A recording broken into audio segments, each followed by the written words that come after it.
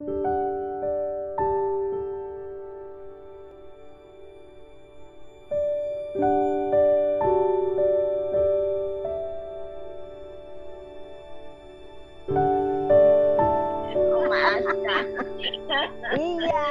aku ki kleru, tak kira sing liyane jebule webinar iki bawang putih jadi hitam.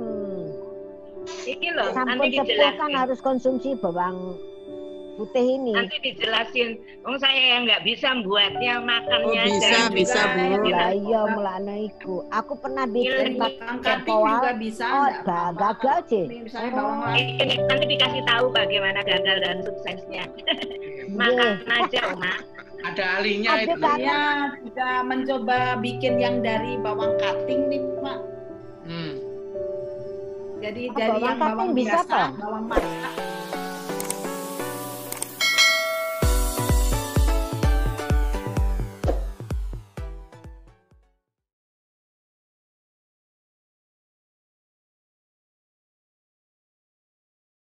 Kita mulai ngobrol-ngobrolnya, bincang-bincangnya. Dan ini seperti biasa, Sabtu pagi selama pandemi ini kita bincang-bincang. Sabtu pagi jam 10 lah mulainya ya. Terus selesai sebelum sholat zuhur itu udah. Nah, topik kita kali ini Bapak Ibu sekalian, bawang hitam. Kalau bawang hitam sebetulnya saya nggak familiar. Pun sebetulnya saya itu dari masih mending kadang-kadang daripada nyetel TV juga tak suruh keluar. Menulis buku tentang bawang 86 itu budidaya bawang-bawangan. Jadi mulai dari bawang merah, bawang putih, bawang bombay. Tapi saya nggak pernah suka sama bawang gitu. Jadi saya suka uangnya yang dari bawang aja. Nah, ini atas permintaan teman-teman mengajak untuk bincang-bincang tentang bawang hitam. Nah, kalau dilihat bawang hitamnya sebetulnya ini mulai mencuatnya itu tahun 2000 berapa ya? 2008 ya. 2008 ketika ada kontes masak di Amerika gitu ya, muncullah black garlic ini menjadi ugly black garlic yang ternyata chefnya itu juara gitu. Itu masuk TV ABC. Kemudian di Inggris muncul juga yang pakai black garlic ini juara juga gitu. Juara burger itu kalau nggak salah, itu salah satunya itu. Kemudian sejak itu mulai mencuat. Black garlic ini menjadi banyak disorot lah gitu di dunia internal sampai ke Indonesia. Nah, di Indonesia sendiri itu justru banyak misterinya. Jadi di awal-awal itu katanya black garlic itu hanya tumbuh di tanah tertentu di Korea gitu. Nggak bisa tumbuh di mana-mana cuma di Korea. Ada yang bilang bisa tumbuh di Sarangan, pakai bawang lanang gitu. Itu ada yang bisa hitam itu katanya. Padahal sebetulnya bukan begitu gitu. Misterinya terkuak. Nah, fermentasi gitu. Kalau di Amerika sekarang sudah ngetop, itu ada perusahaan yang mengklaim dirinya itu sebagai penemu pertama itu. Namanya siapa? Scott Kim kalau nggak salah ya, atau orang keturunan Korea yang katanya meneliti di Korea tahun 2004, kemudian membawa ke Amerika, dipatenkan Black Garlic Incorporation. Perusahaan besar itu sekarang, pangsanya besar sekali. Di Indonesia juga udah berkembang. Bahkan sekarang ini sudah ada yang ekspor ternyata itu. Ada perusahaan yang ekspor, perusahaan kecil, ekspor itu sampai 4 ton. 500 kilo sampai 4 ton sebulan. Gede ya, banyak juga gitu. Jadi ini ternyata bisa menjadi peluang bisnis untuk apa? Untuk kita ini, karena tampaknya permintaan pasarnya besar sekali. Bahkan katanya itu Rusia juga minta juga. Nah, kalau di dunia medis ini black garlic ini banyak dipercaya mampu menyembuhkan berbagai macam penyakit. berbagai macam, mulai dari tekanan darah tinggi cocok, rendah cocok dan sebagainya. Itu katanya itu. Tapi nanti kita akan lebih jelas lagi kalau mendengar dari cerita narasumber kita, Putri Saraswati, panggilannya Bu Titi. Ya. Ini Putri mana ya? Putri Jakarta, Putri Solo. Gitu. Tapi mau Solo boleh, Jakarta boleh, Magelang boleh. Oh, aku suka Magelang loh, Mbak. Magelang betul, Jogja, nggih. Jogja, Madiun. Bu Titi ini tinggalnya di Solo, Jakarta, Jogja gitulah ya. Pengalaman membuat black garlic ini untuk keperluan pengobatan. Jadi nanti biar Bu Titi cerita kayak apalah gitu, dan kesaktiannya black garlic itu kayak apa. Karena meskipun black garlic ini sebenarnya powernya itu white power gitu. Energinya putih gitu. Mbak Titi nanti akan cerita pengalamannya gitu. Pengalamannya menyiapkan itu termasuk khasiatnya gitu ya. Karena tadi ada yang pagi-pagi bincang-bincang juga saya dengan teman itu, katanya sudah minum hampir setahun, makan hampir setahun tapi efeknya nggak kelihatan gitu. Jadi Pak Mul tadi begitu gitu. Tapi di banyak bukti katanya luar biasa. Nah, supaya lebih jelas kita coba dengarkan cerita Mbak Titi atau Tri Saraswati. Kalau saya melihat fotonya ini, saya boleh nyebutnya, manggilnya Amoy ya. Ya Mbak Titi ya. Mbak Amoy, Mbak Titi. Silakan saja. Biasanya teman-teman memang suka manggilnya itu sih, Pak. Oh gitu ya, wah pas banget. Jadi kelihatan orangnya putih, cantik, mesti Amoy. Teman-teman suka manggilnya gitu, Bu Amoy gitu. Monggo silakan Mbak Titi. Assalamualaikum warahmatullahi wabarakatuh. Waalaikumsalam warahmatullahi wabarakatuh. Saya hanya akan mencoba berbicara berdasarkan pengalaman pribadi saya saja, dan cara membikinnya pernah juga gagal sampai 3 kali gagal. Tapi saya sempat patah semangat, males lah, susah, angel gitu.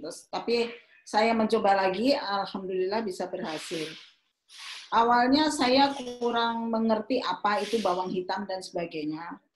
Terus kebetulan di saat kumpul teman-teman saya hanya bilang, gue kok ini, coba aja deh lu makan bawang hitam. Katanya, bawang hitam apaan? Aku dodol, aku jual. Ya udah nih tak bagi gratis untuk kamu. Saya coba makan, kok enak. Gawene piye? Gampang. Katanya. Saya nyoba, gagal. Gagalnya itu bawangnya menjadi keras seperti batu. Berarti gagal. Terus kedua bikin gagal lagi. Aku kok Raisa, terus alhasil saya hanya beli saja kepada dia. Dikemas dalam botol, isi hanya 40 biji, yang bawangnya tanggung, tidak sebesar bawang ini kan besar. Itu seharga 65.000 gitu. Mahal sekali, hanya 40 biji yang kecil-kecil sekali, ya itu 65.000. Makanya kebetulan suami saya penderita kolesterol tinggi sampai 300 sekian. Saya coba minum yang dari teman saya. Coba deh ayah minum ini. Dia hanya mengkonsumsi 3 kali sehari, pagi 1, siang 1, malam 1. Proses pertama satu itu satu siung atau satu biji? Satu ini aja Pak, satu gini. Ya.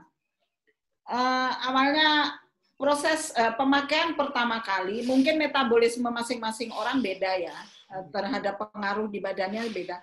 Kebetulan yang dialami suami saya, pemakaian pertama itu BAB terus dia, seperti detoksifikasi gitu, ya. Itu sampai nyun sewu ya, BAB-nya tuh kayak berlendir-lendir gitu, atau mungkin itu kolesterolnya, walau alam saya kurang tahu.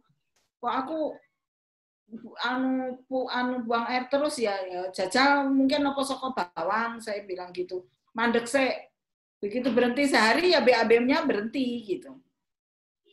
Begitu minum lagi, beliau buang air lagi sampai badannya terbiasa sehingga tidak BAB lagi. Beliau memakai kurun 2 minggu persis kala itu. Begitu cek lab lagi dari 310 ya waktu itu. Dari kolesterol 310 turun menjadi 219. Turun 2 minggu. Jadi hampir 100 ya, turun hampir 100. Nah, terus kebetulan saya juga mungkin kalau bawang tunggal kan agak mahal ya, di Solo 110 sekilo. Saya mencoba juga bikin yang dari bawang cutting ini, Pak. Bawang masak. Nah, ini kebetulan juga jadi tuh hitam. Ini untuk teman saya yang Nyon Sewu udah lama nggak bisa jalan karena persendian di dengkulnya. Beliau mengkonsumsi bawang ini rutin. Alhamdulillah sekarang sudah bisa jalan dan badannya enak. Tapi kalau berhenti minum bawang, dia nggak bisa lagi gitu. Sehingga ya mungkin ketergantungan walahu alam. Tapi kalau habis, dia pesan lagi ke teman-teman, kebetulan jualannya yang cutting, bukan yang bawang tunggal. Dia hanya mau makan yang bawang cutting, yang bawang masak, bukan yang bawang tunggal. Alhamdulillah sekarang beliau udah bisa jalan, terus katanya tidurnya nyaman. Jadi mungkin masing-masing orang sendiri-sendiri ya terhadap pengaruh di badannya. Gitu. Yang jelas kalau minum bawang ini BAB lancar. Yang seharusnya menurut asumsi kita sudah habis di perut, kok masih ada aja gitu. Jadi terkeluarkan semuanya. Ya, terus jadi bisa bersih gitu. Karena mahal, saya berusaha untuk membuat sendiri. Saya biasanya memakai yang ini, Pak, Magicom yang ini. Oh ya, ya. Bukan karena merek ya, karena kebetulan saya memakai yang lain nggak jadi gitu. Oh gitu. Iya. Pernah pakai sampai saya khusus beli baru untuk bikin, malah nggak jadi. Oh gitu. Sehingga malah putih itu aja gitu. Membuang saya sekilo. Oh, gitu. Jadi makainya harus yang Magicom, bukan Magic Jar. Magicom. Yang hanya menghangatkan saja, tidak untuk memasak. Tidak untuk masak gitu. Ya, jadi hanya menghangatkan saja. Alhamdulillah sekarang ya mungkin karena metabolisme suami memang beliau kolesterolnya ya segitu itu, dalam kondisi normalnya tuh ya 210, 200. Jadi segitu terus sekarang. Stabil. Segitu saja gitu, nggak jelek naik gitu. Pernah berhenti make naik. Pas bawangnya habis bikin lagi gitu. Begitu. Kalau sebetulnya kelemahannya hanya satu, jangan sampai mati listrik gitu aja. Oh gitu. Mati listrik rusak. Karena itu membikin ini tuh 8 hari sama sekali tidak boleh berhenti, tidak boleh mati. Pernah 7 hari saya buka, belum terfermentasi dengan sempurna, jadi dalamnya masih agak ada putih-putih begitu. Jadi betul-betul harus 8 hari. 8 hari dihangatkan, jadi bawangnya tuh dihangatkan. Jadi tidak diceklekkan masak gitu, enggak. Jadi kondisi menghangatkan saja. Ya. Yang dari situ saya mengerti bahwa waktu pertama saya membuat itu dasar sininya tidak saya lemei tisu begini. Tidak saya alas tisu. Jadi langsung saya susun bawang. Terus bawang lagi, atas tidak saya tutup, sehingga jadinya keras. Ternyata saya baru tahu bahwa pertama bawah itu harus dialasin tisu. Dialasin tisu seperti ini. Terus bawangnya disusun, tidak sampai menumpuk. Disusun sesuai dasarnya aja. Terus nanti dialasin tisu lagi, disusun lagi.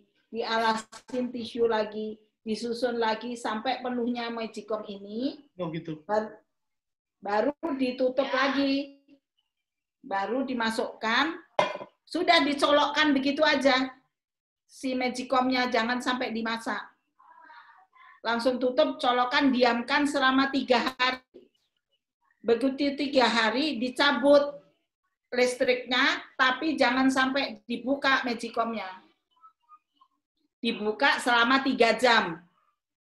Sesudahnya ditancapkan lagi listriknya, biarkan sampai 5 hari ke depan. Jadi jumlahnya 8 hari, dicabut dalam waktu yang sama. Misalnya kita membikinnya jam 8 pagi, ya dicabut lagi jam 8 pagi di 8 hari berikutnya. Itu pengalaman saya. Sebetulnya yang bawang cutting ini juga bagus juga manfaatnya. Cuma kalau bawang cutting rasanya ada getirnya. Ada sengirnya, terus ada agak pahit sedikit. Tapi kalau bawang yang tunggal full manis seperti jenang, seperti dodol.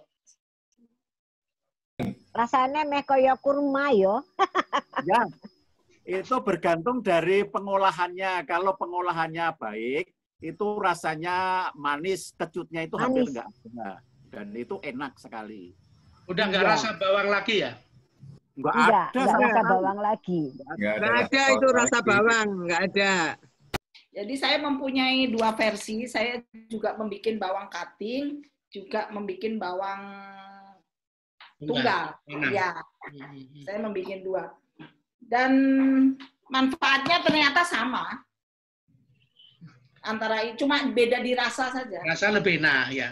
Lebih enak yang bawang tunggal, betul-betul manis. Kalau yang bawang cutting ada getir-getirnya begitu. Terus agak pahit sedikit. Yang saya tidak mengerti, di saat membuat ini expirednya berapa bulan belum pernah nyoba. Karena begitu dibikin habis gitu, iya. Terus habis bikin lagi begitu seterusnya. Belum pernah mengadakan uji coba daya tahannya sampai berapa. Itu pengalaman pribadi saya seperti itu. Mbak Titi, selama ini kalau mengkonsumsi tadi selain suami siapa lagi? Sekarang anak-anak. Anak-anak. Iya. Nggak ada keluhan juga ya? BAB. Nggak ada. Alhamdulillah nggak ada. Terus ada saudara, kebetulan adik juga pesen tapi saya belum sempat bikin. Ini baru mau beli bawang putihnya di mana? Di sini kalau di Solo kan di pasar gede banyak gitu. Yang sebesar-besar gini kan di sini jarang mungkin. Saya bingung belinya gitu di Cilengsi, kebetulan saya mukimnya di Cilengsi. Oh, Cilengsi. Baru mau bikin lagi ya. Segini ini mau 3/4 kilo. Yang ukuran ini 3/4. 8 hari ya? 8 hari. Ya, 8 hari, Tit. Kurang dari 8 hari pernah saya coba buka, belum sempurna. Dalamnya tuh masih belum matang gitu. Oke, makasih Mbak Titi. Jadi sama-sama, mudah-mudahan bermanfaat untuk bapak-bapak, ibu-ibu sekalian. Insya Allah. Jadi ini berbagi yang luar biasa sekali, pengalaman dari membuat sendiri, dari belum jadi sampai setengah jadi sampai jadi. Sampai gagal. 3 kali gagal saya. Ya, untuk pengobatan sendiri dan cukup 8 hari gitu ya. Kalau dari standar bakunya itu sebetulnya 8 hari itu belum jadi apa-apa. Kalau di proses yang bagus, terutama di negara-negara barat ya, di Korea itu 90 hari itu baru proses yang paling bagus. 60 hari bagus, 90 hari luar biasa gitu. Karena kalau dalam waktu seminggu itu katanya itu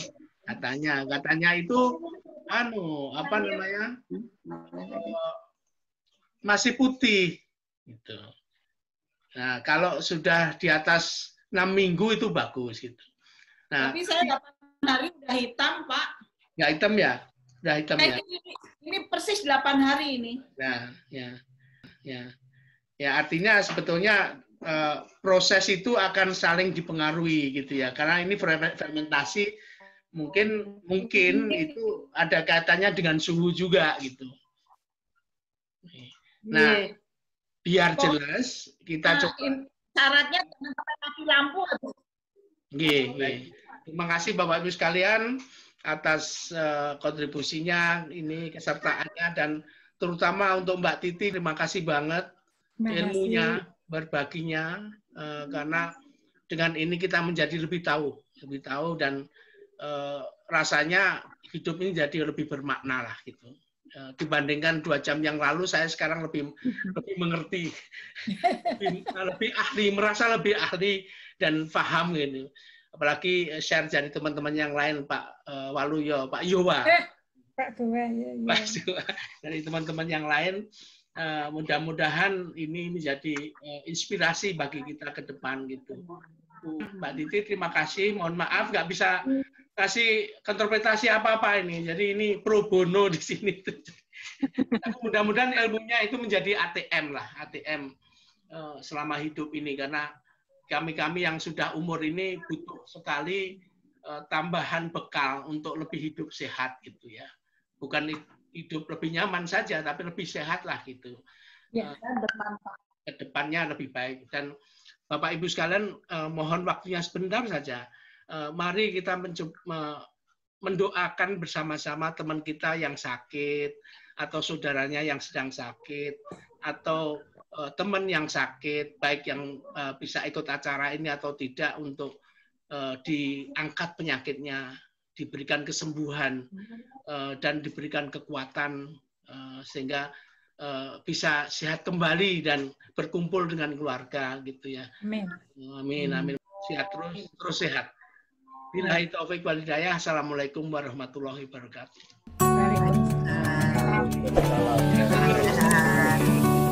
Tidak semuanya bisa masuk karena 14 orang. Ya, tadi